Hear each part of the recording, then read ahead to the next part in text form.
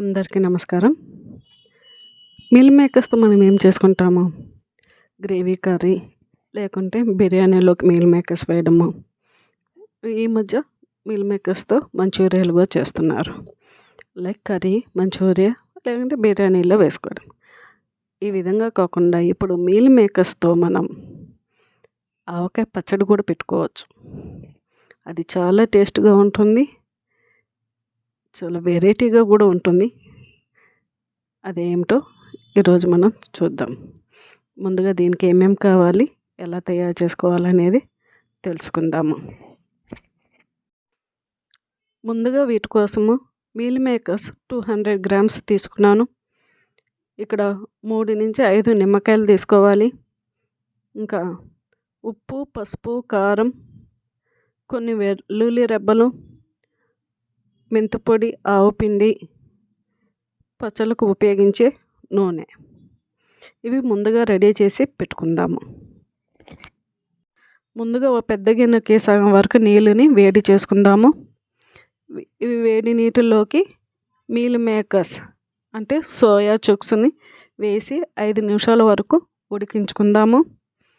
ఈ soya chunks మెత్తగా స్పాంజీలాగా అవ్వాలి.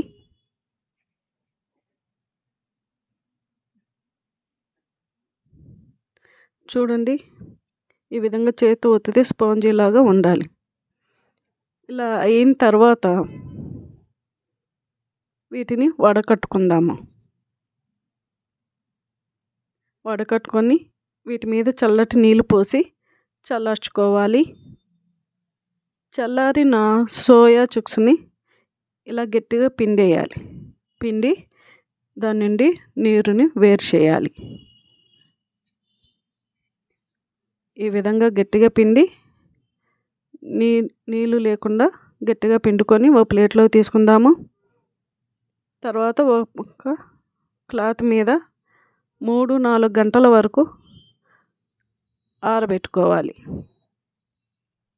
ఇవి చక్కగా తడి ఆరిపోయే వరకు, కొంచెం ఎక్కువ టైం అయినా సరే ఎక్కువ టైం ఆరబెట్టుకొని ఉంచుకోవడం మంచిది. ఇప్పుడు ఒక బాండీలోకి డీప్ ఫ్రైకి సరిపడినంత నూనె తీసుకుందాము. నూనె వేడెక్కిన తర్వాత మనం ఆరబెట్టుకున్న సోయా చంక్స్ను డీప్ ఫ్రై చేసుకుందాము. ఇవి మంచి గోల్డెన్ కలర్ వచ్చే వరకు వేయించుకోవాలి. కొంచెం నెమ్మదిగా టైం పడుతుంది. నెమ్మదిగా స్లో ఫ్లేమ్లో పెట్టేసి ఇలా కలయిదిప్పుతూ వేయించుకుందాము. చూడండి, ఇలా గోల్డెన్ కలర్ వచ్చే వరకు వేయించుకొని నూనెలో నుంచి తీసేద్దాము. ఇప్పుడు వీటిని ప్లేట్లో వేస్తే టక్ అని సౌండ్ రావాలి. మనం పల్లీలు ప్లేట్లో వేస్తే ఏ సౌండ్ వస్తుంది, అటువంటి సౌండ్ రావాలన్నమాట. అలాగే మిగిలిన మీల్ మేకర్స్ని కూడా వేయించుకుందాము.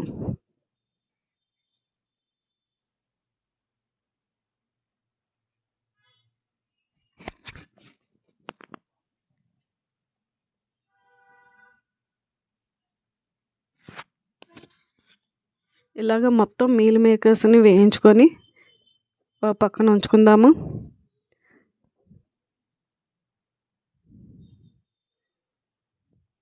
ఇప్పుడు ఒక చిన్న కటోరీ వెల్లుల్లిపాయలను మిక్సీ జార్లో వేసి మెత్తని పేస్ట్ చేసుకుందాము.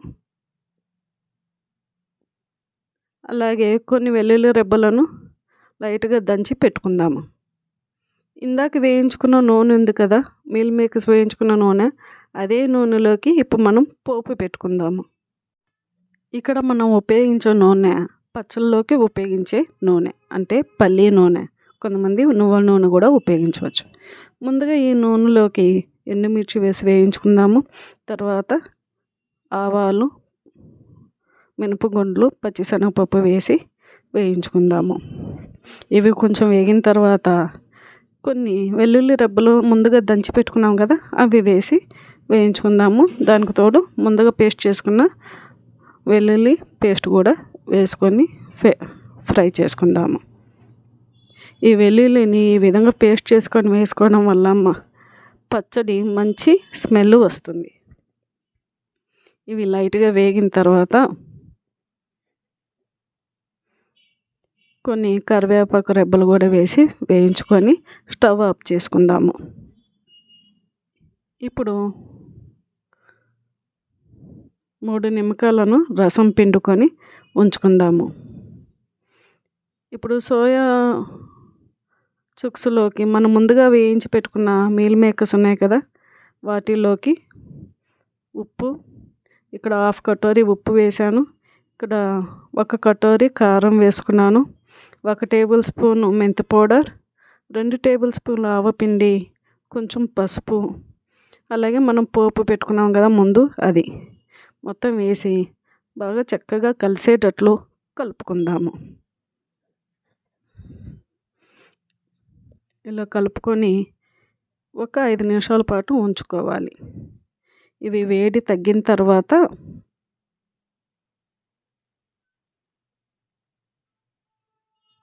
మనం పోపు వేసాం కదా, పోపు వేడి తగ్గిన తర్వాత మనం 3 నిమ్మకాయలు పిండుకున్నాం కదా, ఆ రసమును కూడా వేసి బాగా కలియపెట్టుకోవాలి. ఉప్పు కారం ఇవి ముందు కొంచెం తక్కువ వేసుకుందాము. ఆ తర్వాత టేస్ట్ చూసి ఏమైనా తక్కువ అయితే తర్వాత కూడా కలుపుకోవచ్చు. ఇక్కడ నాకు 5 నిమ్మకాయలు పట్టాయి, ఎందుకంటే కారం ఘాటుగా ఉంది. అది నిమ్మకాయ రసం పులుపుని బట్టి కూడా మనం ఉప్పుని కొంచెం ఎక్కువ తక్కువ చేసుకోవాలి.